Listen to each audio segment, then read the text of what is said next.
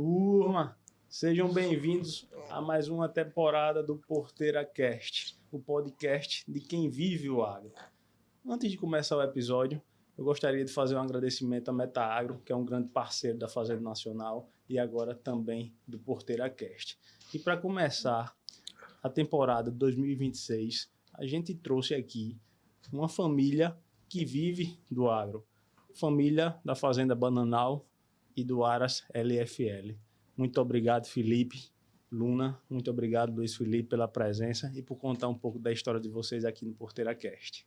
Satisfação nossa, doutor, aí estar participando aqui, contar um pouquinho da história da gente, uma história que faz parte da história de Alagoas.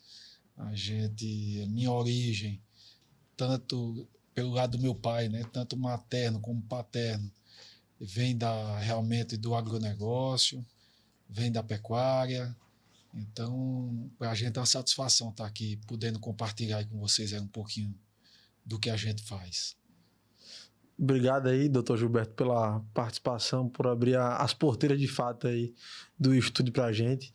E a gente contar um pouquinho e trocar a experiência aí do agro, da pecuária, dos cavalos. E vai ser uma conversa boa, um bate-papo muito bom aí pra gente. A turma vai gostar demais dessa conversa, porque hoje a conversa vai render. Tem falar de gado, falar de cavalo, falar de lavoura, então eu sei que a conversa vai ser boa.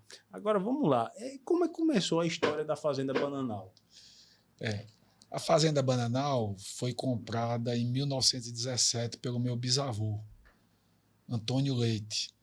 Ele era comerciante em Viçosa e ele casou-se com Antônia Brandão. E nesse casamento, ela pediu que ele comprasse o Bananal. E ela faleceu 2 anos depois, não chegou nem realmente a aproveitar a fazenda. Ela faleceu com 22 anos de idade. Naquela época foi com tifo e não tinha os antibióticos, os recursos que tinham hoje, e ela chegou a falecer. Aquela fazenda que eu faltei mencionar no início tem mais de 100 anos, né? E quando foi isso? A casa é de 1901. Né? Ali é um engenho mais antigo de Viçosa, é o Engenho Bananal, 1901. E a casa está fazendo esse próximo ano 125 anos, né? Então, em 1917, meu avô comprou de Manuel Fernandes. E ele fazia parte da Guarda Nacional do Estado, que era um secretário de segurança, e ele perdeu a Guarda Nacional no governo Euclides Malta, que foi derrotado. Ele, desgostoso, ele vendeu de porteira fechada, com tudo que tinha dentro, por 100 contos de réis na época, e foi para o Juazeiro. Conta a história até do familiar do livro do Dr. Judá Fernandes. Fala um pouquinho que o coronel, um pouco conturbado e já com uma certa idade, ele vai atrás do prestígio perdido na sua terra natal e vai fazer parte lá da guarda. Ele tinha uma amizade muito grande com o Padre Cício e foi morar lá devido ao Padre Cício. E tem umas histórias até da fazenda que a linha principal da igreja do Juazeiro, ela saiu da mata lá do Bananal, entendeu? E eu fui procurado uma época para ver se disseram que a igreja estava precisando substituir essa linha, se eu me incomodava em fazer a doação. De forma nenhuma, consegue a licença lá no IBAMA e vamos continuar a história. Mas aí o coronel Manuel Fernandes foi lá para Vila do Padre Cício Romão na época. É uma casa muito linda, né? Para quem quer conhecer mais, eu até antes da gente conversar para gravar, eu assisti aquele Fazendas Antigas, né? Mostra lá um casarão, todo as peças são austríacas, todos vocês estão conservando tudo na mobília. Isso. A fazenda, de modo do geral, quando a gente foi olhar, viu que era uma coisa impecável. Então, quando a gente vê um casarão daquele, uma fazenda bem cuidada, a gente sabe que o pessoal vive disso. Por mais que vocês tenham outros negócios, né? Mas aparentemente é fácil de enxergar que vocês amam o negócio. Mas aí vale para a turma acompanhar lá do Fazendas Antigas, Fazenda Bananal, que vocês contam um pouco mais da história da casa, que é uma casa muito linda. Né, que a gente foi até cobrado, a gente até pensou em fazer lá, né? Que disse, rapaz, tem que fazer lá, e acabou que não dando certo, mas quem sabe em outra oportunidade a gente faz algum episódio lá mostrando um pouquinho também desse casarão, né? Mas, Felipe, começou com um engenho lá, né? Quando foi comprado era um engenho, acredito que cana-de-açúcar era o forte, mas aí depois, para a gente chegar até hoje, o que é que vinha sendo tocado na fazenda? Como você falou, a gente tem essa matéria, né, do Fazendas Antigas lá com o Paulo Vitor. Ele passou uns 2 dias comigo aqui, e ele foi também mais 2, né, mas ficou com a base no Bananal e fez uma matéria muito bonita. Acho importante todo mundo entrar aí no Fazendas Antigas e dar uma olhadinha no YouTube, um canal no YouTube que conta os detalhes aí a fundo, quem quer conhecer a parte interna, um pouco da história aí mais detalhada. Apesar que ainda vai dar um spoiler bom aqui, né? Vamos sim. Como eu lhe falei, Gilberto, eu não alcancei mais o engenho, tá? E quando eu frequentei o Bananal já de uma idade que entendia das coisas, a gente não tinha mais nada no engenho. Essa fazenda, meu bisavô, como eu lhe falei, ele comprou, era um engenho. Com as chegadas das usinas de cana-de-açúcar, os engenhos ficaram um pouco obsoletos, né? Inclusive pela forma de se fabricar o açúcar, né? Um açúcar branco, um açúcar que passou uma época a ter um valor agregado maior. Então, com isso, o engenho ficou obsoleto, tá? E meu bisavô também faleceu cedo, e minha bisavó ficou no sertão viúva e colocou um administrador para tomar conta. Ela era filha de meu tataravô, né? Era fazendeiro lá na região, e ela não tinha como vir, porque ela tinha as fazendas da família lá, era filha única ela, no sertão, em Água Branca. E com isso, essa fazenda ficou na mão do administrador. Quando foi na década de 70, meu avô assumiu isso. Meu avô, casado com a minha avó, que era herdeira, tá? Ele assumiu. E foi quando ele passou a fazenda para a pecuária, tá? E meu avô era uma pessoa, eu digo muito isso, ele era o pai de meu pai, ele era além do tempo. Ele era contador em Penedo, ele era de Água Branca também. Ele veio para Penedo devido a uma amizade do meu bisavô com o pessoal de uma fábrica de tecidos onde meu avô vendia algodão. E algumas indicações, meu avô veio ser contador aí e tomou conta do Bananal. E com isso ele implantou a pecuária na fazenda. Naquela época, você ter ideia, em 77, 78, ele começou a fazer a inseminação artificial, que era uma inseminação que era um processo bem difícil. Hoje você faz um IATF, você insemina a vacada num dia só, né? Você faz aqueles protocolos todo de inseminar todo de uma vez só, e antigamente não. Você fazia um rufião, um animal, que ele começava a subir nas fêmeas e mostrava que a vaca estava no cio. Aí você levava para um curral e fazia inseminação de uma em uma. Aí meu avô entrou, fez isso aí, né? Gostava muito de genética também.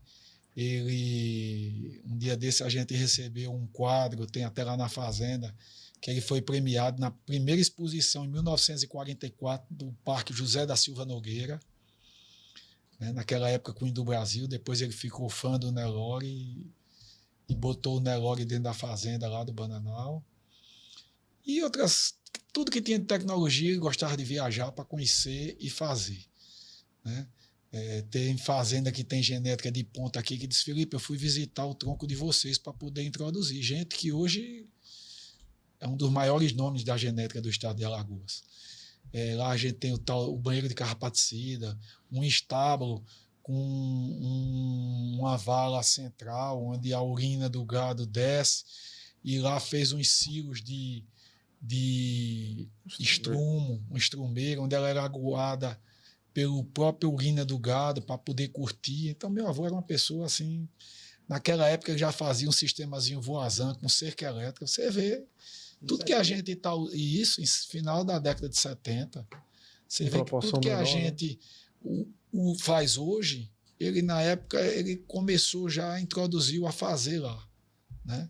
Hoje a gente tem, na verdade, um rotacionado dentro da fazenda, um projeto que a gente fez nela toda, que a gente saiu de 50 cercados e fomos para 120, onde a gente tem 8 módulos, onde a gente tem um sistema que o gado ele é preso todo dia durante 6 horas, uma praça de alimentação, onde ele é induzido a estar ali, ele tem uma melhor mineralização, um sal proteinado que a gente dá e uma água de qualidade, né? Numa praça onde a gente tem um sombreamento com eucalipto.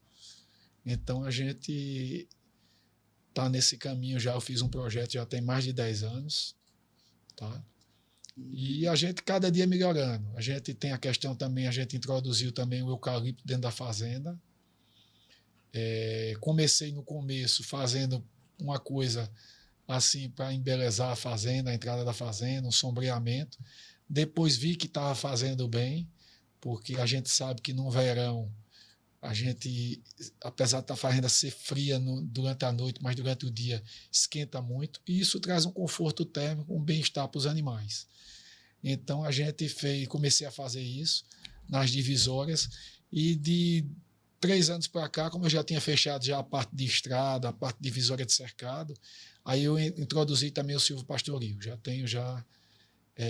estou com já uns em torno de 10% dos piquetes já com um sistema de silvopastoril já funcionando nos cercados, com aquelas linhas a cada 16, 3 por 16, e gosto muito do resultado. Criei no começo para a questão de um embelezamento e também como cortina de vento também em algumas posições, que é muito importante isso. A gente sabe que quando o verão começa, ele vem com o vento nordeste. E o vento nordeste, ele venta muito e seca rápido. Então, com isso, eu vi essa experiência muito grande no Paraná. Uma visita que a gente fez lá com o pessoal do Sebrae. E isso lá o pessoal usa muito.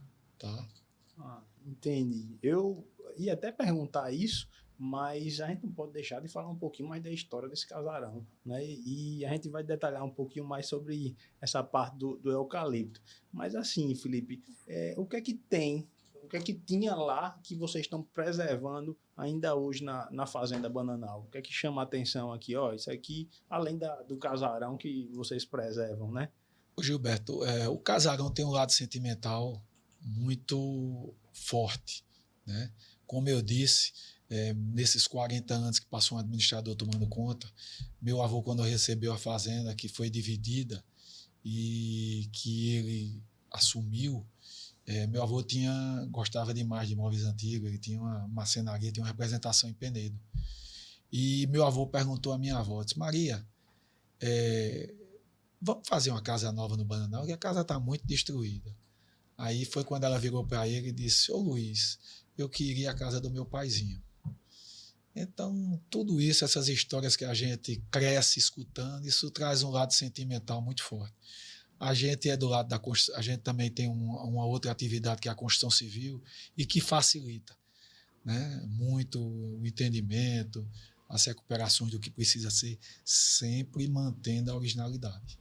Tá? Entendi. Então é uma fazenda que a gente tem muito móvel. Para você ter ideia, a escritura da fazenda, na escritura da fazenda de compra, ela fala de um relógio carrilhão que está lá na sala hoje. Então, ela descreve tudo que tinha na fazenda. Na escritura antigamente ela descrevia isso, um chalé, um relógio de pêndulo, tal, e aí ela sai descrevendo o que tinha na fazenda. Tem alguma história marcante da sua infância que você quer compartilhar aqui com a gente lá da fazenda? Sempre teve o acompanhamento do meu avô e do meu pai, que gostavam muito de fazenda. Então as lembranças são grandes, os passeios a cavalo, né? Os conselhos. Eu cheguei hoje a fazenda toda pronta. E das 4 partes, nós temos 3, hoje, em poder da família. E meu avô sempre olhava para mim e dizia, meu filho, você vai ser um grande fazendeiro. Se Deus me desse, ele sempre dizia isso, 2 ou 3 anos, se Deus me desse mais uns 2 aninhos de vida, eu fazia aquilo ali, eu fazia aquilo. E graças a Deus, a gente conseguiu chegar e hoje a gente está tentando a verticalização da fazenda sem ser em compra diária, mas uma verticalização na produtividade com alguns procedimentos que a gente sabe que vai melhorar. Sem dúvidas, isso aí é o que eu quero falar também, né? Nesse episódio.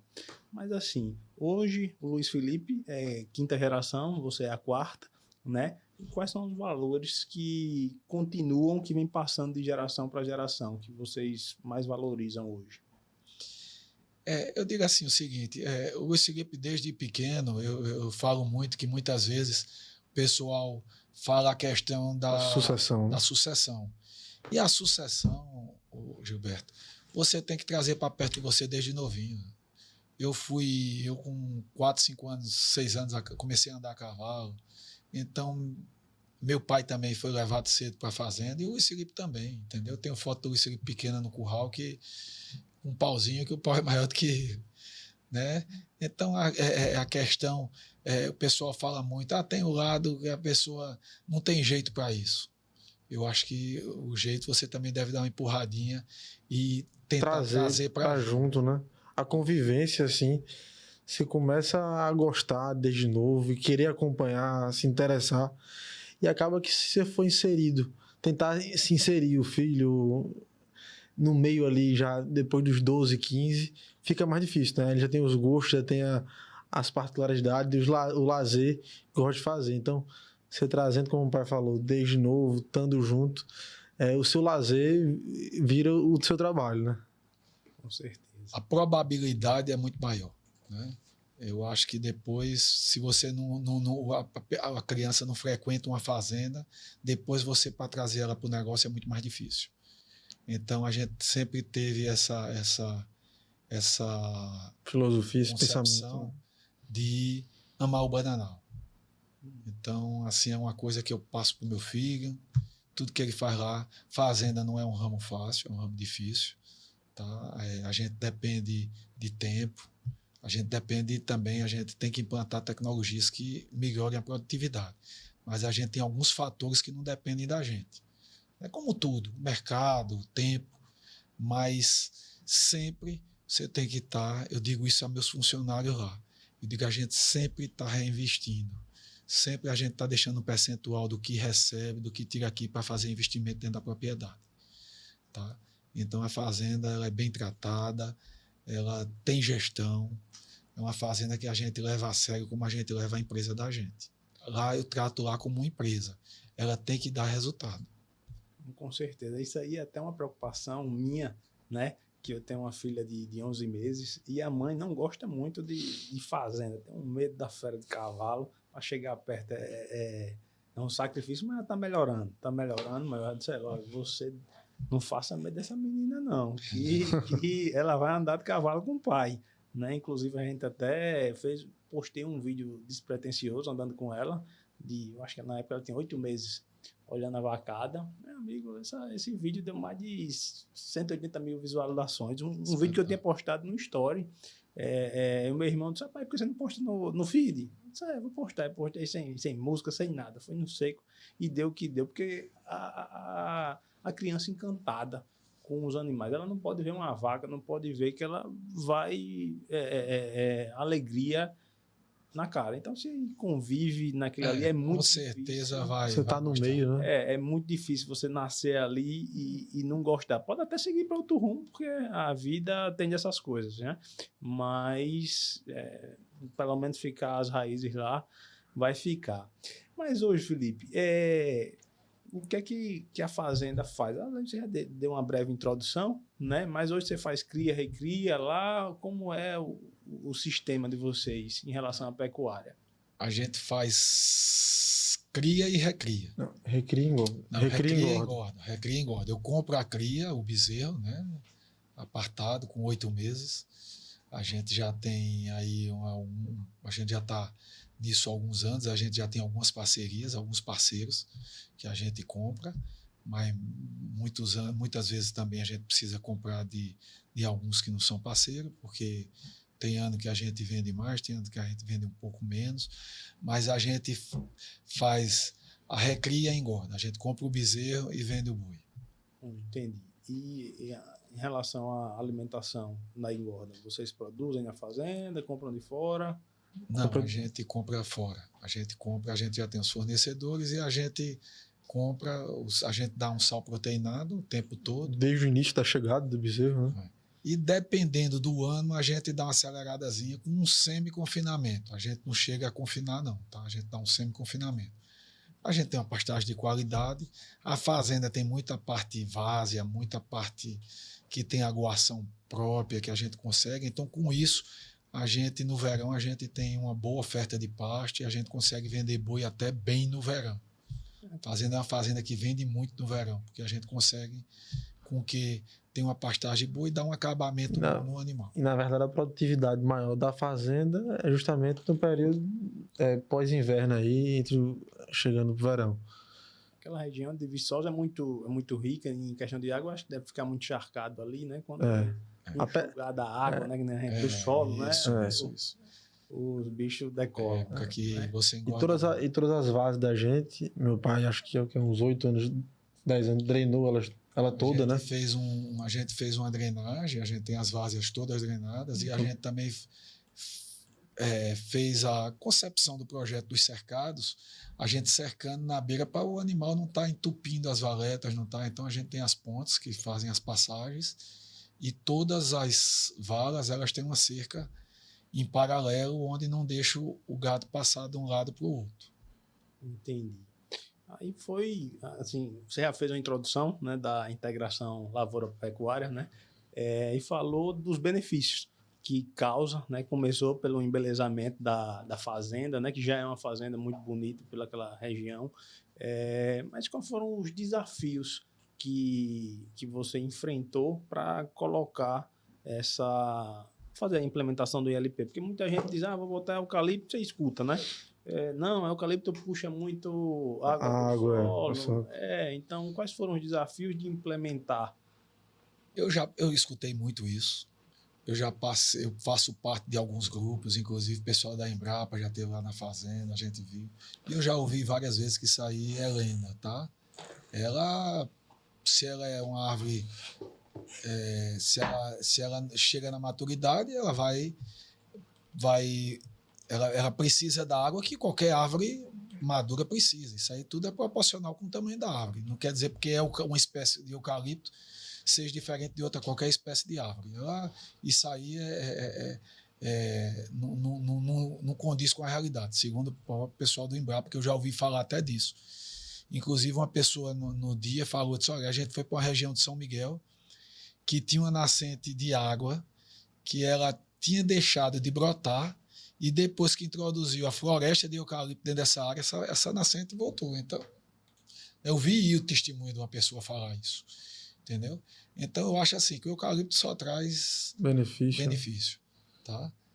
Você tem um clima ameno, conforto térmico. Cria um microclima, você né? cria um microclima dentro, porque você tem um sombreamento, né? A gente planta a cada 16 metros de uma fileira para a outra. Então, você permite que fileira o sol simples, entre, né? Você permite que o sol entre e permite que traga um sombreamento, as duas coisas, entendeu? E isso afeta na produtividade do ganho de peso, né, que melhora bastante. Entendi. Junto com a parte de água encanada, que a gente tem bebedouro em todas as praças de alimentação, água encanada, por gravidade, né? Que é outro fator muito importante. Isso. De inverno a verão. Eu cheguei a fazer um pulmão num projeto que eu fiz antes, fiz um pulmão. Quando eu fiz recuperação de nascente lá. A gente teve uma assessoria de uma recuperação de nascente.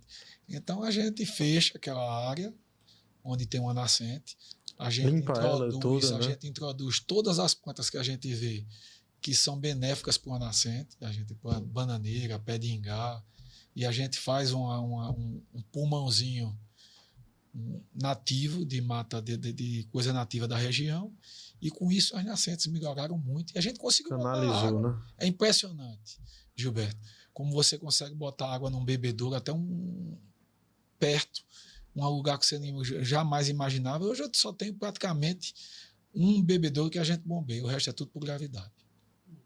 O clima, a topografia lá favorece. Ajuda muito também. É interessante, você economiza. Mas as praças já estavam definidas, para ter ideia. Né? E a gente conseguiu. Que a concepção inicial era realmente fazer bombeamento para um pulmão e do pulmão abastecer por gravidade. Mas fizemos o inverso, né? Entendi. A gente tem uma área de preservação grande dentro da propriedade. A gente tem em torno de 120 hectares de Mata Atlântica. De Mata Atlântica, que é uma área que há uns 2 anos atrás eu fui convidado pelo IBAMA a participar de um projeto, né? Projeto de soltura de animais silvestres. E a gente tem esse convênio com o IBAMA. O pessoal, alguns animais que são apreendidos, eles são soltos na área de reserva da gente. Então isso aí também, essa área contínua de mata que a gente tem também, isso ajuda muito, né? Toda essa água que a gente tem dentro da propriedade. Então a gente tem todo esse lado, né? Que a gente está aí de preservação de mata. Isso aí vem dos meus antecedentes, do meu avô. Ele tinha um amor pela mata, pela coisa, preservar, e a gente não... Continua, né?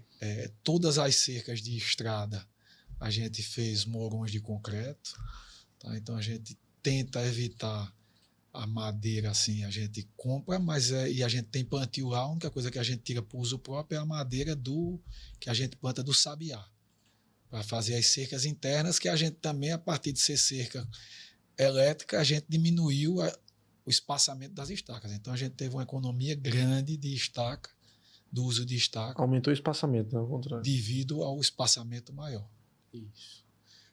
Mas aí vocês começaram, né, pelo embelezamento da fazenda e depois chegaram a plantar mesmo, fazer uma plantação de eucalipto, né? Por que surgiu essa ideia de fazer essa diversificação? Hoje a gente planta porque, além da benfeitoria, tem o lado financeiro, né? Você vê que ano passado, ano retrasado e ano passado, a gente sofreu. Boi chegou a ser vendido, a gente vendia boi, eu cheguei a vender boi 310, né? E boi, o ano retrasado, chegou a vender boi de 230. Então, você tem uma redução de 30% de faturamento. É muito grande. Então, o que ajudou nesse ano foi justamente a receita do eucalipto. Diversificar, né? Diversificar. Então... Mas hoje, quais são os tipos de eucalipto que você vende? Eu tenho alguns clones que a gente compra da Arbogen, tá? É o 232, né? É o I-144 e o 2835. Tá? Foram os últimos que eu experimentei, que a gente viu alguns estudos. Houve um experimento na Embrapa, lá em Champreta, na fazenda Dr. Álvaro. E com isso, Álvaro Vasconcelos. E com isso, a gente viu os dois melhores clones que existiam, e a gente chegou a plantar os dois, e eu escolhi um que melhor, eu achei o resultado... Se adaptado na região. Na região. Qual é o período deles? 6 anos. 6 anos. 6 anos. Entendi. Mas aí, qual o destino deles? Serraria e tanto para queima, né? A gente tanto usa para energia, né, que se chama para queima, como para serraria. O pessoal compra para fazer pallet, para fazer estrutura de imóveis, entendeu? De sofá. Então, apesar também que a gente tinha eu tive também muito o citriodoro, que é uma madeira muito boa, é aquele que é cheiroso. Tá? Eu vendi tora grossa, era um plantio mais antigo. Mas a gente usa também com sentido, eu não uso com a finalidade de energia, eu uso com a finalidade de serraria, tá? Que tem um valor agregado maior. Agora, as partes que não dão para serraria, também a gente dá o destino também para a energia. O que a gente usou foi o 2808 e o 2673 da Arbogen. Pronto. Entendi. Agora, uma coisa que a gente tem que falar que é muito evidente na vida de vocês é que os dois sempre andam juntos, né? Sempre, então, essa sucessão familiar que já vem acontecendo, como é trabalhar com um filho na fazenda e já ter essa sucessão familiar, já estão colocando em prática essa sucessão, né? Gilberto, eu perdi meu pai muito novo. Assim, eu tinha 31 anos de idade quando eu perdi meu pai. E eu disse sempre a ele, se eu não tivesse dentro do negócio desde cedo, como é que seria? Entendeu? Então, assim, eu criei ele para isso, mas não vou dizer que também teve o fator também dele gostar, dele estar no negócio, né? Então a gente tá tendo essa sucessão dentro da família, que isso é muito bom, né? E ele hoje é uma pessoa preparada, tanto no negócio da construção civil como no negócio da fazenda. Uma pessoa focada, que se dedica. Ninguém tem sucesso na vida sem dedicação. Uma vez eu ouvi um comentário, né, um repórter perguntou a Pelé, você é um camarada que tem você tem o dom. Ele disse, o dom? Não. O pessoal saía do estádio de futebol, dos treinos, 4 horas da tarde. Eu ficava lá até 6 horas, até que a hora que dava para enxergar, eu ficava chutando a gol. Eu dava não sei quantos chutes por dia. Então, você só tem um aperfeiçoamento com trabalho, com foco. E ele dizia, Pelé, se eu fosse um lixeiro, eu era um excelente lixeiro. Então, tudo que você fizer, que você se destaca, com certeza você vai ter sucesso, né? E ele, assim, está pegando como eu peguei também, está pegando o negócio já andando, o negócio já, de certa forma, né, com a organização, já com um negócio que já tem algumas coisas que a gente viu que não dá para fazer, com a experiência do que já não deu certo. Então, tudo isso ele sai na frente. Com certeza. Mas como é que vocês dividem as funções hoje na fazenda? Hoje, na verdade, eu estou mais na parte administrativa, tá? Assim, eu olho mais a parte do gado e tal, mas ele gerencia, ele vai durante a semana, eu vou também, mas hoje eu estou mais na parte, sou mais um conselheiro, tá? Tenho os números, tenho as coisas, controlo com ele também, a gente tem um controle junto, mas assim, o dia a dia hoje a luta, ele tem o operacional de campo, de resolver as coisas, de estar lá e ver. Eu vou mais um pouco em meu pai hoje, né? Ele está mais na parte do escritório, na parte de compra, na parte das decisões aí finais. Também acompanho também a parte da gente do gerenciamento que a gente faz da fazenda do controle.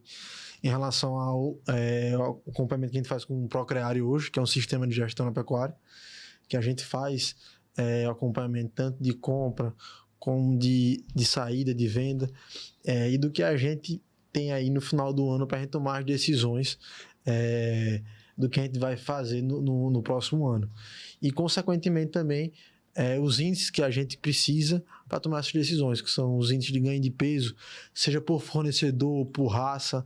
Então, isso, com esses dados na mão, a gente consegue realmente, de fato, ter uma assertividade melhor e tomar as decisões de maneira mais assertiva. Então, o que eu falo, a gente com o dado na mão, com os índices que a gente tem próprios da nossa fazenda, a gente consegue sim tomar decisões mais assertivas aí para a gente escolher. Um exemplo, a gente faz comparação entre raça A e B, não vou dizer qual a raça, mas tem raça de uma para outra que a gente tem um diferencial aí de 17%. Tem fornecedor que chega a 40% de diferença, a gente já teve. Então isso tem como a gente saber até onde a gente pode pagar mais por aquela raça e também pagar mais por aquele fornecedor.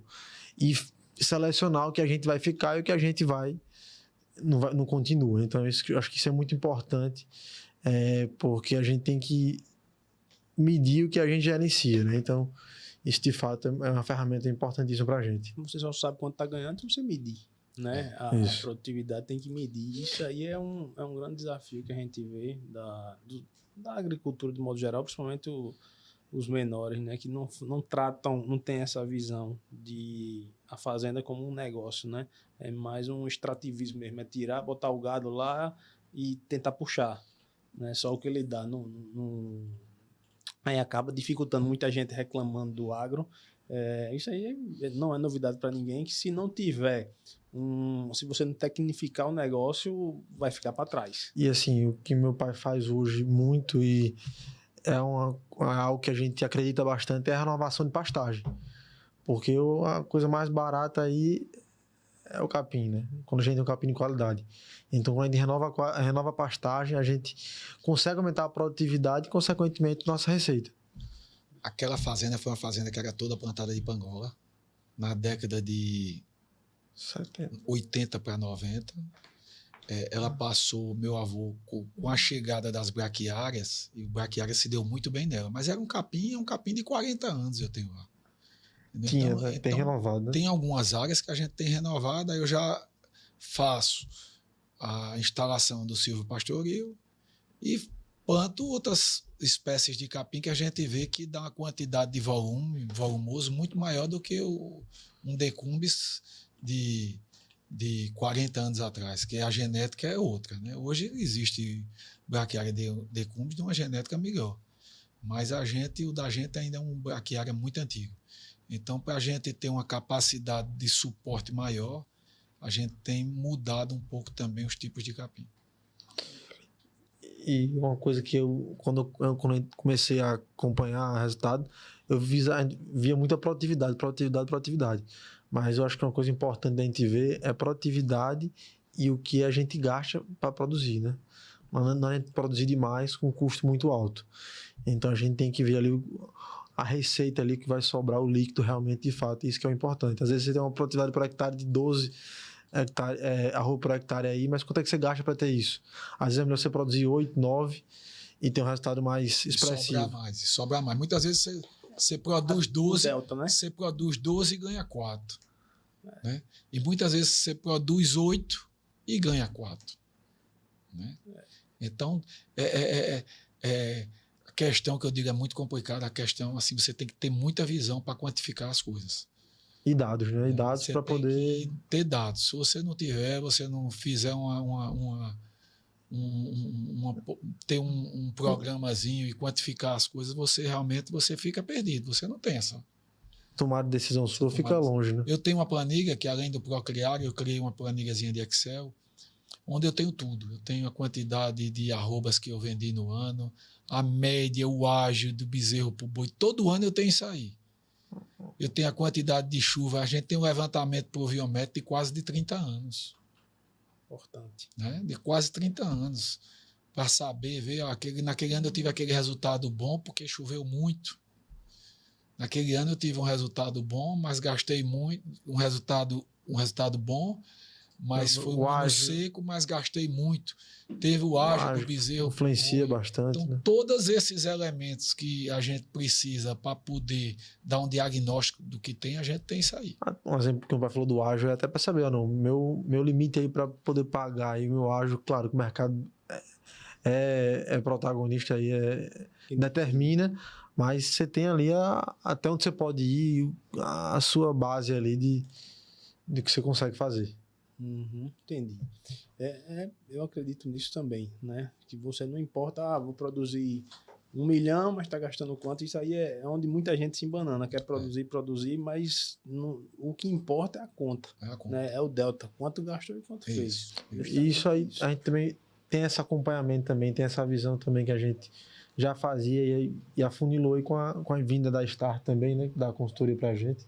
Doutor Marcelo. Marcelo Araújo. Né? O projeto em 2012, 2011, quem fez foi o Alex Magalhães. Tá? Ele tinha um projeto de fêmeas, de engorda de fêmeas, de uma recria em engorda de fêmeas. Doutor Álvaro Machado. Uma pessoa que abriu, o doutor Álvaro Machado, que abriu as portas para a gente lá da fazenda. E eu fui o primeiro na área dos machos, né? Dos machos, da recria e engorda. Né? Seu projeto Ronaldo também fez, seu Ronaldo tinha cria. entendeu? Então, assim, tiveram vários outros, mas eu, na área de recria e engorda de baixo, fomos nós. Entendi. E o que um e o outro vem aprendendo, né? Porque assim, você hoje é o sucedido, antes você foi o sucessor, né? Mas hoje você já está sendo sucedido ao longo do tempo. O que é que o senhor vem aprendendo com o Luiz Felipe e o que é que o Felipe vem aprendendo com o pai? Eu acho que isso aí é muito importante a gente falar, porque para você, Felipe, é até importante que agora o Filipinho vamos falar mais, aí eu vou falar Felipe, Filipinho, né? Tem que ter o tato, né? Porque chega um menino cheio querendo inovar e você já construiu e tem que saber dosar isso aí. Então, como é essa questão? O que é que você vem aprendendo com ele? E a pergunta serve. Meu pai era engenheiro também, gostava muito de números. Meu avô era contador. Então a família vem disso aí. Eu também sou engenheiro. E o Luiz Felipe é uma pessoa muito focada, assim, e tem me ajudado muito nessa parte de introdução, de procurar sistema, de procurar me ajudar nessa parte da quantificação também, tá? Que era uma coisa mais de planilha normal, e hoje a gente tem programa que você fazer um levantamento de pouco gado, mas de uma transição grande, e é um entra e sai, e você vende, compra. Então, realmente, um programa precisa, né? Para ver questão de fornecedor, questão de raça. Então, ele tem me ajudado muito nisso, né? Ele é um sangue novo, mas é uma pessoa muito pé no chão, muito consciente do que está fazendo. De vez em quando também ele diz, pai, vamos devagar, não vamos assim. Então, é um vice-versa, tá? A gente tem sido assim uma balança, um peso que um vai, mas assim sempre a gente chegando num consenso do que se deve fazer. A parte de cavalo hoje é praticamente ele me escuta, comenta alguma coisa, a gente troca ideia, mas assim a parte de cavalo assim de quantificar, de preço, dessas coisas eu não me envolvo, tá? Ele tem todo o apoio meu no que faz. Eu acompanho, mas assim, é ele praticamente hoje quem toca os cavalos. Que toca, né? E aí, Felipinho, o que é que você considera de mais valioso que está aprendendo com seu pai nesse processo de sucessão? Na verdade, meu pai é meu professor de fato, né? Tanto na construção civil como na fazenda. Então, assim, hoje tudo que eu sei, que eu aprendo, eu devo a ele. Meu pai é uma pessoa muito prudente, muito pé no chão, né? E é uma pessoa também que, ao mesmo tempo, está sempre antenado às novidades, sempre busca ao que há de melhor no mercado, técnicas novas, equipamentos novos. Então, assim, como ele disse aí, a gente sempre entra no final, entra no consenso, mas nunca divergindo muito, sempre tendo uma convergência legal. Na parte da costura, eu estou mais a campo, mas estou meio a meio também aí, no escritório com ele também, e na fazenda da mesma forma. Então, a gente tem que também estar rodando ali em todos os setores para chegar num denominador e ter uma base boa para futuramente aí tocar realmente de fato as coisas. Então, acho que a experiência, estar junto com ele no dia a dia, tem as suas nuances, né? Que às vezes a gente discorda um pouco, tal. O dia a dia é puxado, mas acho que faz parte, né? Acho que em qualquer negócio, qualquer um, com quem você esteja, você vai divergir, mas eu acho que você tá junto com quem você gosta, acho que é a melhor coisa de você trabalhar. E tem que valorizar muito isso, né? E assim, e a questão de concordar com tudo, também o negócio não evolui, né? Eu acho que a discordância faz com que você reflita e não, é por aqui, vamos buscar o equilíbrio aí, né? Eu acho que assim, o meu pai na época, ele não era tão, meu pai era um perfil mais centralizador, né? Não é à toa que eu também sou engenheiro civil, e a gente abriu uma construtora na época, mas eu não quis trabalhar com ele porque eu sabia que a gente ia ter problema. Aí, praticamente eu fazia minhas obras e ele fazia dele, que era do jeito dele, e ele chegava para mim, meu filho, eu dou orientação para você, agora faça seu caminho e eu sigo o meu. Só que eu não tive a oportunidade, por exemplo, de tocar a fazenda, né? Eu estudei muito tempo fora e meio que a fazenda caiu na minha mão. Em 2020 para cá, eu sempre ia para passeio, mas não Tá dentro, não. De dentro, não sabia o que era uma arroba, não sabia o que era nada. Aí foi quando ele foi embora que chegaram para arrendar e eu disse, não, eu gosto do negócio. E até a recordação é muito grande. Hoje eu estou na fazenda lá, o meu lazer é levar os amigos para andar a cavalo e bater o papo e ver o serviço, né? Porque, tipo, eu lembro muito dele, então é muito gostoso. Tá, mas ele não me ensinou essa parte. Na fazenda, o pouquinho que eu sei já foi esses anos, porque eu gostei e venho gostando bastante. Mas me diga uma coisa, desde o começo, aí que desde que o Felipe foi sucessor, né? Já tinha eu acho que o seu avô já via Já, como exemplo. como uma empresa, né? A fazenda, né? Mas hoje, o que é que vocês viram, né? Que conseguiram trazer da construtora, né? Um projeto mais urbano, digamos assim, e colocar no agro, além de sistema, tem alguma coisa a mais que quando você percebeu, ó, se a gente profissionalizar mais, a produtividade aumenta? Como falei, o meu país sempre está atento aí, tá, à técnica, a equipamento. Então, o que a gente pode potencializar, reduzir mão de obra, industrializar mais a fazenda, a gente faz, né? Seja do vaqueiro, né, que está ali, o vaqueiro da gente trabalha com quadriciclo e moto, tanto para questão do manejo do gado, como também abastecimento de sal proteinado, até... Pode falar. Pra você ter uma ideia, a gente tem lá gira em torno de uns 50 a 60 equinos e de 700 a 800 cabeças. A gente, todos os dias, são 8 módulos. Todos os dias ele prende o gado, começa a prender às 8h30 da manhã, passam 6 horas, ele prende e solta, só tem uma pessoa para fazer isso. Uhum. Mas devido a quê? A gente comprar uma moto, um quadriciclo, tá ele só, ele leva o sal, traz. Só quando a coisa tá muito pesada que a gente dá uma ajuda com a pessoa assim, um tempinho pela manhã, porque no inverno realmente cria mais lama, os acessos ficam mais complicados de se andar, então ele tem uma ajuda. Quando o lote está mais afastado, entendeu? Pra você ter ideia, a gente tem 6 quilômetros de cerca de concreto dentro da fazenda, de estrada. Não é uma estrada municipal que passa por dentro da fazenda. Então você vê a dimensão da coisa, como os lotes são separados, né? A gente tem 8 módulos. Então isso aí a gente faz praticamente com uma pessoa. Entendi. Que requer uma logística grande, né? Mas isso é diminuído a gente tentando intensificar aí a mão de obra da gente. Tentando industrializar o máximo possível, né? Hoje a maior dificuldade, sem dúvida, é mão de obra no meio, não só no meio rural, né? No meio... Todos os segmentos. Todos os segmentos. Hoje Construção civil está do mesmo jeito, para onde você vai? Qualquer segmento que você vá, o pessoal tem reclamado muito. Se você não preparar bem a equipe, não oferecer uma estrutura, você fica complicado. A gente está sempre também, como a gente faz na construção civil, pessoal participando de algum curso disso, curso de cerca elétrica, curso de vaqueiro, curso de... Então, o que a gente pode profissionalizar, né? E propor aos funcionários, a gente propõe.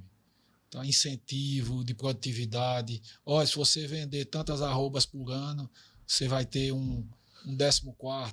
Se você tiver uma mortalidade abaixo de 0,5% do plantel, você vai ter um incentivo. Por quê? Aí ele chega para a gente muitas vezes, doutor, mas vai morrer, não é culpa minha. Eu digo, eu sei, mas você tem que participar. Se não morre, eu sei que não é culpa sua, mas se a gente tiver prejuízo, o negócio está tendo prejuízo. É trazer ele assim para dentro. O que eu vejo muito é quando o animal tem qualquer probleminha, ele fica naquela questão de querer resolver, querer medicar, a atenção fica muito maior. Né? Você traz ele para dentro do negócio, ou seja, ele vai ganhar junto com a fazenda, e quando a fazenda perder também, ele vai deixar de ganhar, né? É verdade. A preocupação aumenta, né? Porque ele sabe que, tipo, é aí que tá a diferença, né? Vai ter realmente que ele não vai ter como resolver se for para morrer, né? Mas em muitos casos, se ele intervir na hora certa, se ele for mais atento, é isso aí, ele vai evitar muita perda, né? E assim, o lado promocional, o lado de você induzir incentivo financeiro, todo mundo quer, né? Todo mundo quer, a gente tem lá, a gente trata como empresa, a gente tem ponto, os funcionários, eles assinam ponto, eles recebem hora extra direitinho, existe, como eu lhe disse aqui, um revezamento de cada domingo ficar um trabalhando para fazer uma função que tenha que fazer no domingo até umas 9 horas da manhã, aí fica um, a gente coloca um para fazer. Então a gente tem esse revezamento e tem todo esse lado que qualquer empresa trata. A gente não pensa na fazenda como alguns pensam, como fazenda, como lazer, não, a gente pensa como negócio. E a gente quer andar na linha, a gente quer andar certinho, a gente faz tudo certinho, é ficha de EPI, o que você imaginar a gente tem. A gente tem a parte de medicina do trabalho também dentro da propriedade, dos EPIs, do pessoal vai para Maceió e faz aqueles exames necessários. Admissionais, periódicos, tudo que a cada função de fato a que gente cada um precisa, desempenha. do desempenho de cada um. Então a gente tem todo esse lado que a gente trata como empresa, né? Vem da consultora, que a gente tem esse know-how da consultora e aplica na fazenda também. Importante isso. Mas hoje, principalmente quando a gente fala de gestão, o que é que vocês enxergam como o maior erro do produtor, pela experiência de vocês, produtor rural? O que é que você vê que a turma faz muito que não medir o que está fazendo? Poucos fazem. Muita gente chega e diz, tal, o cara vai, vendi um boi e ganhei 10 arrobas, mas é a cabeça da boia. Você tem que ter um número total para você ter, porque muitas vezes engana muito. Então, se você não medir, se você não pesar, o gado da gente ele é numerado, ele é marcado, geralmente até na fazenda que é comprado. Ele já chega na fazenda já com cadastro, já, o nascimento. A gente já faz uma rastreabilidade da vida dele ali dentro. Então a gente sabe quando a idade que ele passa. Quando a gente vai tirar também, se a gente vê que aquele animal é um animal mais velho, que já não está... É o primeiro a sair. Muitas vezes não é só peso, né? Muitas vezes aquele animal está ali, está comendo, está tudo, mas não está tendo ganho de peso satisfatório. Então, assim, não adianta ele estar ali. Está dando prejuízo, ele está ali. Então ele tem que sair. Então ele tem que sair. Então essa é que eu acho o maior gargalo aí, é que o pessoal não mensura o que faz. E se você não mensurar, você não toma atitude, você não sabe o que está ganhando. E isso é uma quantidade. Eu vejo que a gente participa de muito evento, de muito programa e de muita reunião entre os amigos. E a gente vê que muita gente não mensura o que faz. Entendi. Quer acrescentar alguma coisa, Felipe? Não, é isso aí que ele falou. Acho que com um dado na mão, a gente no curral mesmo já faz já essa seleção e esse filtro aí para a gente ter um bom resultado no final do ano. Então ali a gente vai escolher, como o pai falou.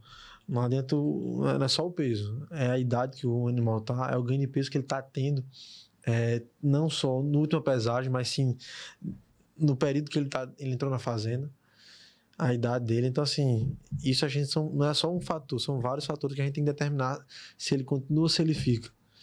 Então, geralmente a gente faz a marcação também, até para visualmente no campo, ou no curral, visualmente a gente já sabe que aquele animal, a idade que ele tem, se ele já está passando da época de sair. Porque, não, assim, por mais que você tenha uma genética boa, sempre na boiada tem o cabeceira e tem o fundo, né? E o meio. E você não pode medir pela cabeceira, né? Como muitos, como o falou. Tem gente que fala, não, minha boiada tá dando 1 quilo. Mas quando? Em qual período? Ali próximo do abate? Realmente ele vai ganhar isso. Mas pega o GMD dele desde que ele entrou até que ele saiu. Isso é o que importa. Esse é o que importa. É o GMD da vida do gado. Não importa quando ele tá nos últimos 3 meses, últimos 6 meses, não. Sim. Que aí realmente ele vai ganhar mais, porque ele tá um animal maior. Então, assim, é proporcional também. Toda a documentação da gente, a gente tem junto a GTA, a nota fiscal, e tem uma planilha onde dá o ganho de peso, o percentual de gancho que deu. E a gente tem também a planilha do GMD de cada boi. Tá? Aquele GMD de cada animal que saiu, a gente tem fazer um comparativo com a média de idade que a gente está tirando o gado. Entendi. Porque o boi, além dele ter uma gordura, né, que hoje o mercado é muito competitivo, então se pede uma cobertura de gordura, não exagerada, porque você não recebe por isso. Aqui, mas né? uma qualidade que seja aceitável, que seja boa. Você comprar uma picanha que tem uma cobertura de gordura boa, entendeu? E a idade do animal, que eu digo muito. Você vender um animal jovem é uma carne muito melhor do que um animal de uma idade avançada. Aonde essas boutiques de carne, essas casas de carne hoje que a gente fornece, o pessoal quer uma carne de qualidade, né? Uma carne que tenha uma... E a maciez está ligada também à idade do animal. Com certeza, não é à toa que o boi China até, não sei se já atualizou, porque isso aí está em constante atualização, é 30 meses, né? A idade de corte. Isso. Que se passou disso, ele já não aceitam. Não aceitam, né? Assim, eu acho que quando a turma vê o Filipinho, quando a gente começar a divulgar o episódio, já vai pensar que a gente já vai falar de cavalo. Como tá os dois juntos, a gente tá falando muito de produtividade. Mas uma coisa que é importante a gente mencionar antes de falar de cavalo é o quanto vocês são profissionais no que fazem, né? Engraçado não, mas assim, só comprovando até o que me falaram, né? Porque a gente sempre, para convidar alguém, a gente sempre pega o histórico. Né? Não, faz a seleção, né?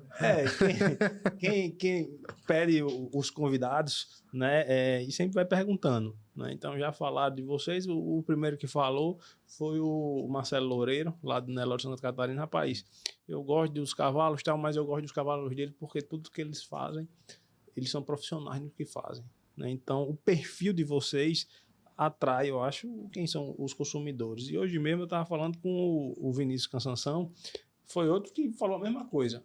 Rapaz, estou indo gravar com os Luna hoje, com o pai e com o filho. Rapaz, eles são uns homens de bem da fera e são profissionais no que fazem.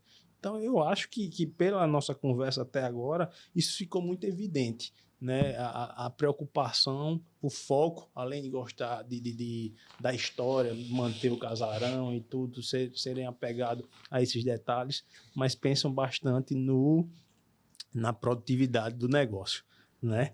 Mas agora vamos falar de cavalo, né, Felipe? Você falou em 2 nomes, o Marcelinho, né, que é um exímio criador de Nelore. Referência, é uma né? referência a termo de Brasil. E falou do Vinícius também, que o Vinícius é um estudioso, o Vinícius é muito profissional, é muito... Tudo que faz também, o Vinícius é um cara, é um exemplo para a gente também. Né? E ele introduziu também o Silvio Pastoril lá na fazenda dele, a gente visitou lá também. A gente fez praticamente junto, a gente se juntou, comprou as mudas juntos com o Vinícius. O Vinícius é diferenciado demais, e o Marcelinho também. Você falou 2 exemplos, que o estado da gente, né, eu digo que ele é uma referência a nível nacional de produtores de tudo.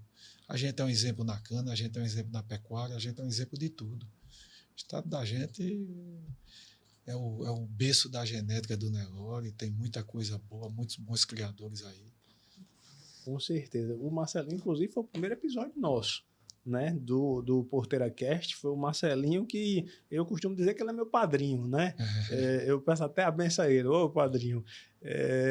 Mas ele que deu o pontapé, quem abriu. O Vinícius Cansanção, ele vem também, eu estou até agendado com ele para a gente ir lá essa semana, trocar mais uma ideia, e em breve a gente vai estar gravando com ele. Vai ser um grande podcast também com o Vinícius, e Marcelinho é uma referência. Com certeza. O Vinícius foi justamente isso que falaram, né? Não, o cientista você tem que levar. E até quem está cobrando é o Marcelo Loureiro. Rapaz, cadê? Você não vai gravar lá no quilômetro? A agenda não bateu ainda, mas vamos chegar trazer. O dia. Vai chegar o dia, né? Vamos lá, Filipinho, falar de Manga Larga Machador, né? Como começou essa paixão? Porque o seu pai, em momento nenhum aí da história, falou muito em cavalo, não. Como é que nasceu essa paixão? E quando você decidiu criar? Essa pergunta eu faço daqui a pouco. Como é que começou essa... Na verdade, como a gente já vem falando já, eu sempre nasci dentro da fazenda, assim, tá acompanhando meu pai, tá aproveitando aí desde pequeno. Então, meu primeiro animal, cavalo, foi um pônei, né, que eu ganhei na pecuária. Acho que eu tinha 4, 5 anos. Meu avô era vivo ainda. E daí começou o contato ali mais de perto com a fazenda, né? Depois disso, meu pai assim, já tinha um cavalo manga larga, assim, mas para passeio coisa mais esporádica, não de fato criar.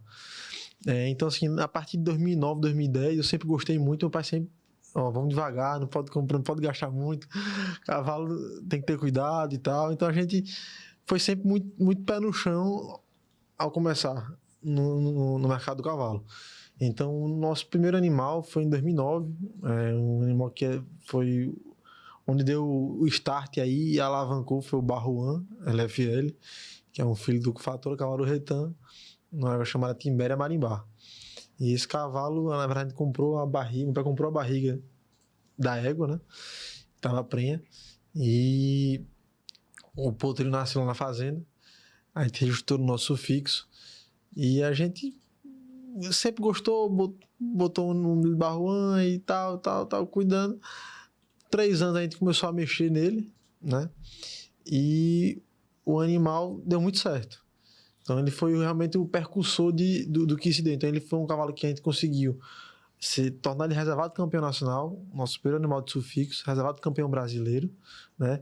Mas antes um pouquinho disso, vamos lá, ele nasceu em 2009, a gente começou o Aras em 2009 a registrar, mas de maneira pequena.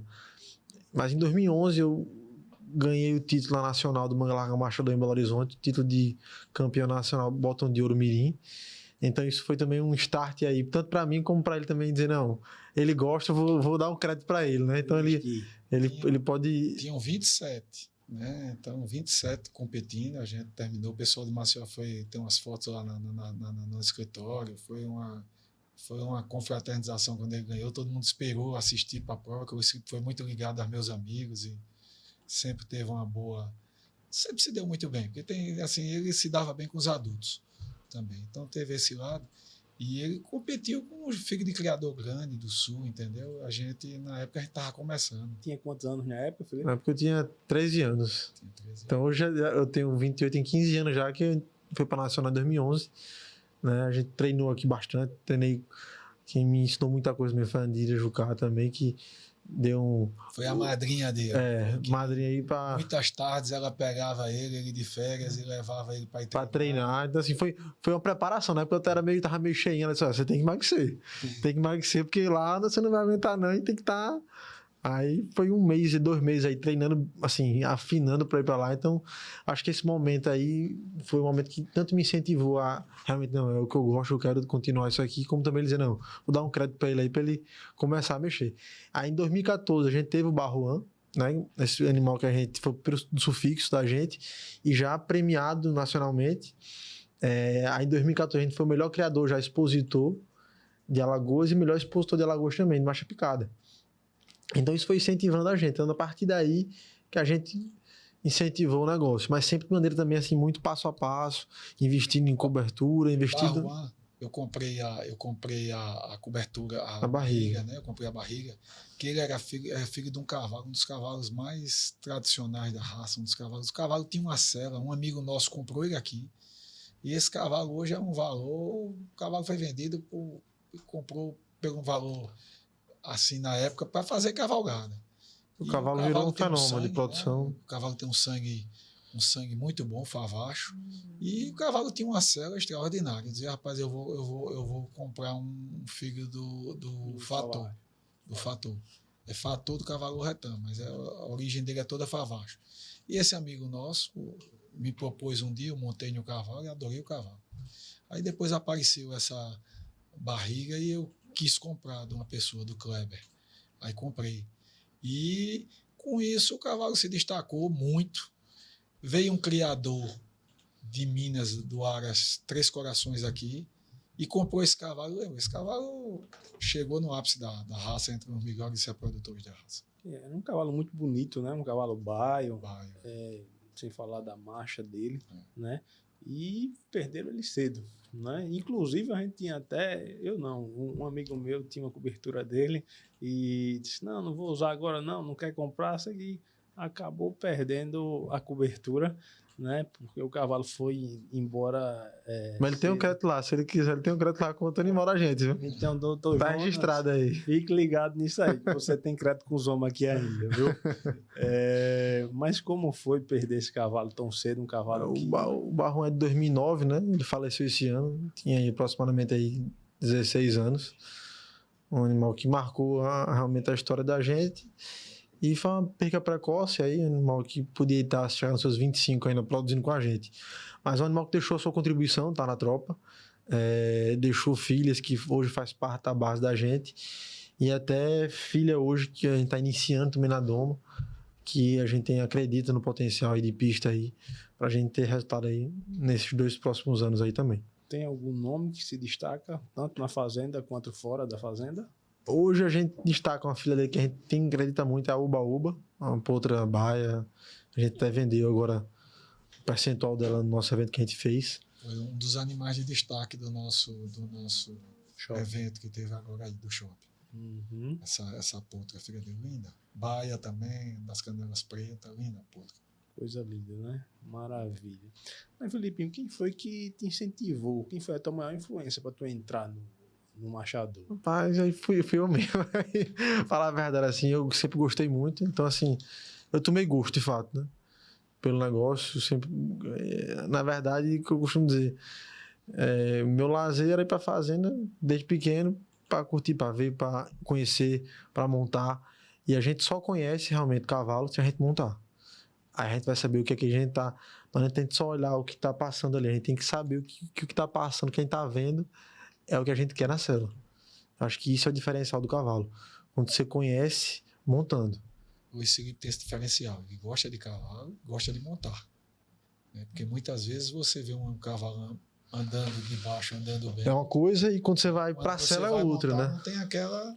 Né? Não tem aquele né? conforto, não tem aquele andamento que você sente. Muitas vezes você está assistindo uma prova de marcha e o cara diz, pô, esse juiz, o cavalo, mas pode não ter dado uma boa cela com o juiz e o juiz penalizou, tá? Se de baixo você vê o animal bem bom, mas em cima ele não traz o conforto, não tá um cavalo tão preparado como alguns que só você montando você sabe. Sem falar do temperamento, né? Até você Isso, que isso influencia muito. que você que vende, preocupado, pelo visto, tanto para marcha, né? Estão colocando já em algumas provas aí, e campeão nacional e tudo. Então, para o temperamento é muito importante, né? Se você assiste, pessoal que não conhece o manga larga, mas existe um tipo de prova de ação que a pessoa tem que abrir cancela, a pessoa tem que descer do cavalo, a pessoa tem que tirar as mãos da rédea, a pessoa tem que fazer rédea na prova, tem que fazer rédea livre, tem que recuar, tem que fazer tudo. Então, isso tudo no manga larga, ele é avaliado. Uhum. Entendi. Mas qual foi, Felipinho, qual foi o momento mais desafiador? Você disse, vou continuar no cavalo? Chegou até o momento que você pensou em parar? Na verdade, acho que o momento assim mais desafiador, quando a gente toma uma proporção maior, foi agora, recente, para mim. Onde a gente fez um evento, então assim, quando a gente vai pro mercado, o mercado é que dita, né? Se você tá no caminho certo ou não. Então, acho que até no começo da vida de pai, tô nervoso, né? A resposta... Ele queria um resultado total em um dia. Ele disse, rapaz, espera um pouquinho. Então, assim, 8 dias aí foi um sucesso. Então, assim, graças a Deus foi um sucesso. Então, o mercado absorveu até mais do que a gente colocou. Então, a gente vendeu até mais do que a gente ofereceu no nosso catálogo. Então, assim, foi um sucesso absoluto. A gente fez com o nosso parceiro, com o Moacir, que é aqui de Arapiraca, Aras RTB também. Então, foi um sucesso total. Se a gente tivesse mais animais, a gente vendia mais ainda. Então, foi muito satisfatório. Então, acho que esse momento aí, quando a gente vai para o teste de fogo, né, que é o mercado. Então, acho que esse foi o momento mais crucial para mim. Mesmo a gente tendo uma bagagem boa aí, já com 11 títulos nacionais, sendo o melhor criador expositor também já do ano passado, também de Alagoas, de Marcha Picada. A gente foi também dos anos 2019, 2020, 2021 também melhor criador expositor. Mesmo com a gente tendo essa confiança no trabalho da gente, nos resultados que a gente tem, mas eu acho que quando você faz um evento e abre para o meio, realmente, eu acho que ali você... Uma tensão muito grande. Né? O pessoal pergunta muito, vocês têm cavalo? Para mim, quero um cavalo já selado, montado. A gente não consegue ter. Eu acho que... Vende antes, né? Eu acho que hoje... A gente chegou a vender potro com um dia de nascido. Eu acho que o barriga a gente vende muito, mas você vê, o potro com um dia. A pessoa quando comprou, que viu, gostou, disse eu quero, aí ligou. Eu acho que o cavalo de sela hoje, que você quer, o cavalo de sela ideal, é mosca branca. Assim, você não acha. Você vai dizer, quero um cavalo, você vai rodar bastante para achar um. Então, assim, o mercado do cavalo é um mercado muito abrangente, principalmente do marchador, que é um cavalo muito versátil.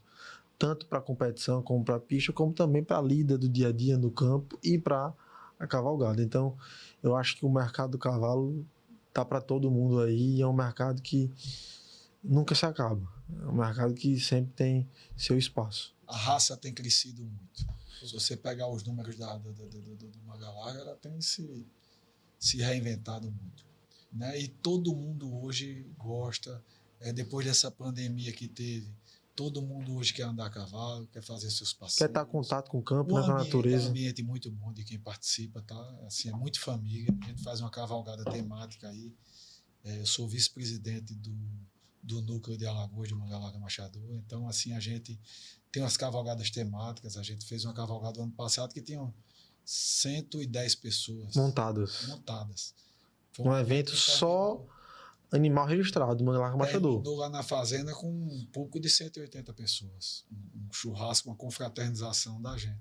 Cavalgada Fazendas Antigas. Então a gente saiu de uma fazenda da SIC, em Viçosa, foi na Boa Sorte, foi na São Pedro e terminou. 4 fazendas antigas.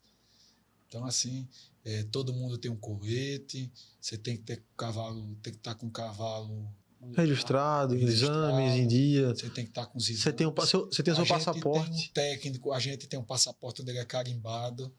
Você tem um técnico da associação. Faz a inspeção. Que passa o leitor de chip. E ainda vem o diretor de esportes nacional, participou com a gente, o Maurício. Coordenando. Ele vem de Belo Horizonte, tem uma equipe de filmagem da associação que participa. A gente já tinha feito também um em Mar Vermelho antes, saindo do Maraba e voltando para o Maraba. Todo mundo adorou. Né? Quanto então, vai ter ano que vem? Porque eu quero participar. Teve agora uma em União. Tá? Teve também Quilômetros dos Palmares. Lá foram no Zumbi e desceram. Então foi maravilhoso. Eu vi até fotos, né, que pararam, tiraram foto lá da mansão. Eu acho que eu vi, mas eu não fiquei sabendo com antecedência. Não deu para ir, né? Mas quero participar das próximas, dar um passo fio aí. Vamos ver sim. Que a gente quer participar desses eventos. Mas assim, qual é hoje?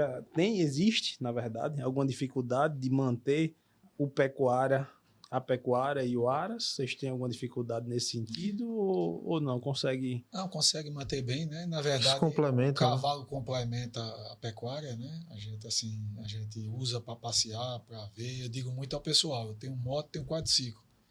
Não vou ver nada de moto e quadriciclo. Gosto de andar a cavalo, gosto de montar. Tá? Corro a fazenda toda. A gente monta no cavalo 8 horas da manhã, desce às 12, a gente dá um passeio geral, roda a fazenda, vê as coisas. Muito gostoso. Muito gostoso. Show de bola. Mas qual é o próximo nome do Aras? Já tem alguma promessa aí? Vocês estão apostando muito nela? Gilberto, o último animal da gente que ainda está em ascensão é aquele que LFL, é o que foi reservada campeã nacional também, reservada campeã brasileira. Está no nosso sócio hoje em São Paulo.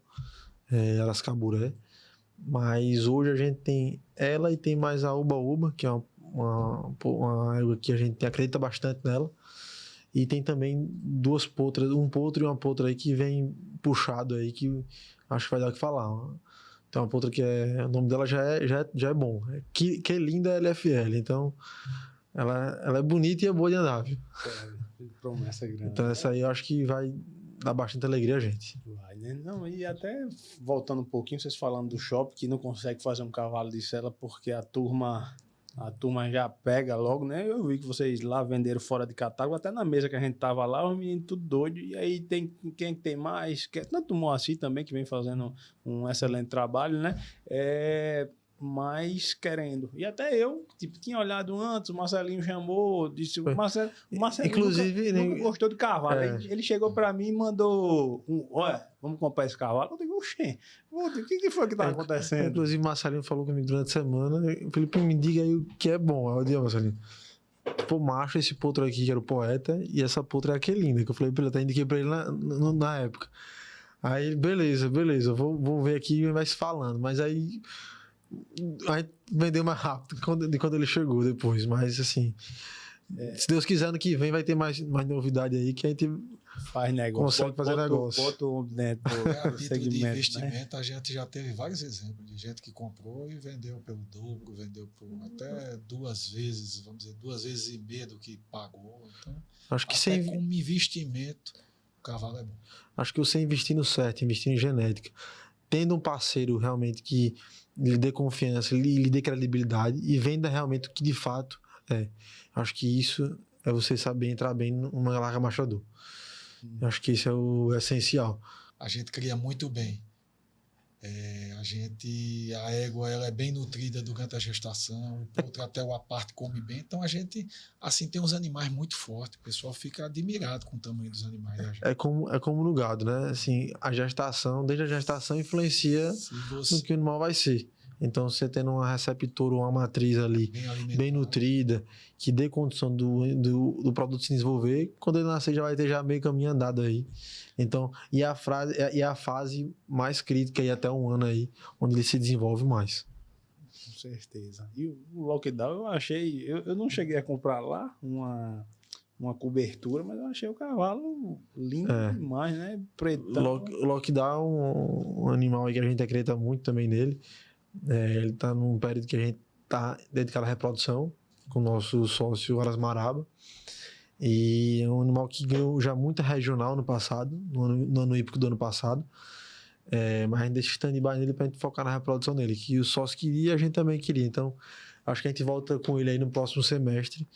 E é um animal que tem muito potencial ainda para mostrar ainda aí. Que promete, né?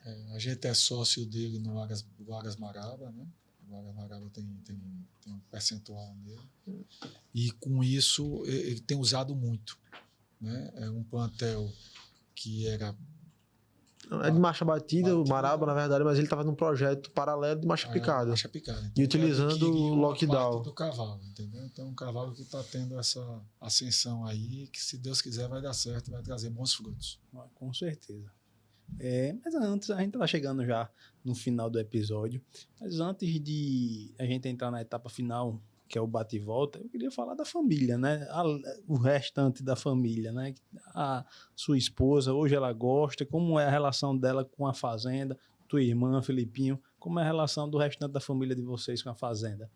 Todos gostam, tá? Minha mãe, como eu disse a você, meu avô não era herdeiro, mas adorava por causa da minha avó e fez muita coisa para a fazenda. Minha mãe também, minha esposa também e minha filha também e a família toda. Eu digo que o Bananal, até quem não participou da herança, mas a Casa do Bananal é um encontro da família, onde todo mundo tem um prazer enorme de estar ali, a gente reviver os momentos de família, e a gente é um lugar que a gente se encontra muito. A família é um lugar de encontro da família. Maravilha. Tenho minhas irmãs que moram fora, e final de ano a gente passa ano novo lá, passa uns dias de janeiro. Já tenho sobrinha minha que é louca pelos cavalos, gosta de montar, faz hipismo no Rio de Janeiro. Então a gente tem todo esse lado hoje afetivo pela fazenda, sabe? Maravilha. Que eu quero que isso aí continue aceso no coração de todos, dele principalmente. Não, dele já tá, né? Já tá, a gente não tem dúvida aqui, né? Mas aí a gente vai fazer chegamos na etapa final do episódio e vamos fazer um bate e volta, que são perguntas rápidas, com resposta rápida, para fazer um resumo do que a gente falou por aqui até agora. Começar pelo Felipe Pai, né? Depois a gente faz um bate e volta com o Filipinho, né? Pecuária em uma palavra. Prazer, né? Acima de tudo, é uma atividade que lhe dá muito prazer, você vê o resultado. E é uma atividade assim que está no sangue. Né? Uma qualidade do Filipinho como sucessor. Focado. Um maior aprendizado vindo de gerações anteriores. Foco. O conselho de quem trabalha em família. Sempre respeitar a opinião dos outros e pesar se realmente vale a pena. Mas escutar, sempre tem que escutar. Um sonho que ainda quer realizar na Fazenda Bananal. A gente tem um projeto lá de transformar num hotel histórico de fazenda, uma fazenda histórica, com uma pousada, funcionando uma pousada dentro ali do complexo da casa, da área da sede. Sem usar a casa ficaria só como uma vitrine.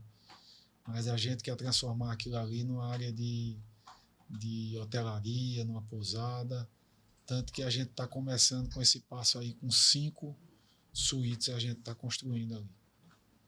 Maravilha. Vai dar, tenho dúvida que vai dar certo esse projeto. Um valor da família Luna que nunca pode mudar.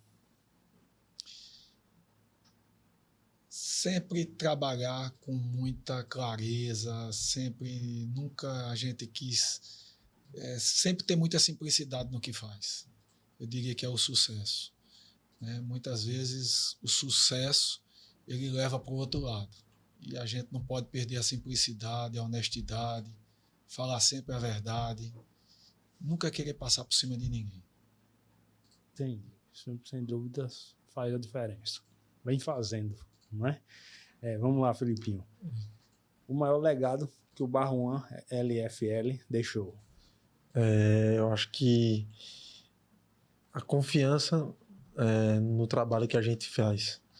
Acho que isso ele deixou para a gente continuar no trabalho no Aras. O xodó atual do Aras. Aquele que A melhor parte de trabalhar com o pai hoje. a experiência, né, que ele me traz e a parceria. Acho que a parceria é fundamental e a amizade de trabalhar junto com ele. Sua maior inspiração no mundo do cavalo. Rapaz, você pegou aí, mas eu acho que tem 2 áreas aí que eu vejo bastante, assim, que não só pela criação, mas pelos resultados, eu falo em termos que eu acho que o cavalo tem que se pagar. Eu acho que o Aras Calúria eu vejo como um Aras que, em Pernambuco, é um Aras que ele tem um resultado muito bom em termos de venda comercialmente e criação também. E outro Aras que eu posso dizer assim que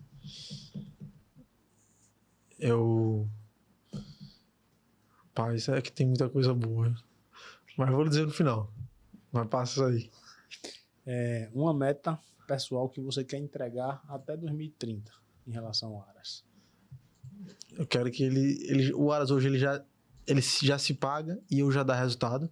Mas eu quero ampliar esse resultado aí, assim, dados que a gente tem de meta, mas eu quero que o Aras tenha uma parcela aí significativa na receita da fazenda. Entendi.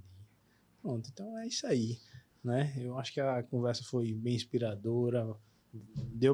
Acho que deu um resumo bom do que a família Luna representa para o agronegócio hoje, né? E mais uma vez quero agradecer a presença de vocês aqui por ter esse deslocamento, essa dificuldade de agenda hoje é uma das partes mais difíceis de fazer esse projeto, mas também é o melhor, porque nada que é fácil demais é bom de fazer, né? Esse projeto eu queria fazer uma temporada, mas eu praticamente estou sendo obrigado a fazer outra. Não, você tem que trazer, você tem que levar fulano, você tem que levar fulano, que já começou, vamos fazer o negócio andar. Né? E a gente está aqui também nessa correria da minha agenda, né? Porque hoje é minha agenda, a agenda do convidado, a agenda do estúdio, e acaba, mas tipo, o aprendizado está sendo muito grande. Está sendo muito grande e assim, pessoas como vocês tá agregando bastante aqui o nosso projeto. E mais uma vez, muito obrigado pela presença. Obrigado, Gilberto. Espero que a gente tenha trazido aí uma palavrinha, alguma coisa que siga de exemplo para outros. Eu acho que o mercado dá para todo mundo. Eu acho que quanto mais gente no segmento de cavalo, quanto maior for o número, melhor é. Melhor para tudo. Eu digo isso muito numa associação, faço parte da associação de cooperativa. Então eu acho que a gente não tem que esconder nada, a gente tem que passar para todo mundo que quanto mais se compartilha, número, né? de participantes em tudo, então é melhor para todo mundo. O mercado sozinho você não faz nada, você não chega a lugar nenhum. Com certeza. Agradecer aí pelo convite e reforçar um agradecimento do meu pai, que você abriu as portas para a gente estar aqui, contar um pouquinho da nossa experiência, do nosso dia a dia, e parabenizar você aí, porque eu sei também que não é fácil tocar um projeto desse, né? Acho que pioneiro aqui no estado em relação ao podcast nessa parte de pecuária. Tem outros. Que começamos praticamente então, juntos. Assim, né? Ser um dos pioneiros aí e tocar isso é um projeto muito bacana, você trazer gente boa aqui e compartilhar conhecimento. Isso aí. Então é isso aí, turma. Compartilha esse episódio. Segue lá o Porteira Cast nas redes sociais. E onde é que a gente não poderia deixar, né? Esquecer onde é que a gente pode encontrar vocês nas redes sociais. Pode procurar a gente na @ArasLFL _Fazenda Bananal. Então, para acompanhar a gente, seguir lá, né, Gilberto? A gente tá sempre conectado. Então é isso aí, turma. Um abraço e até o próximo episódio.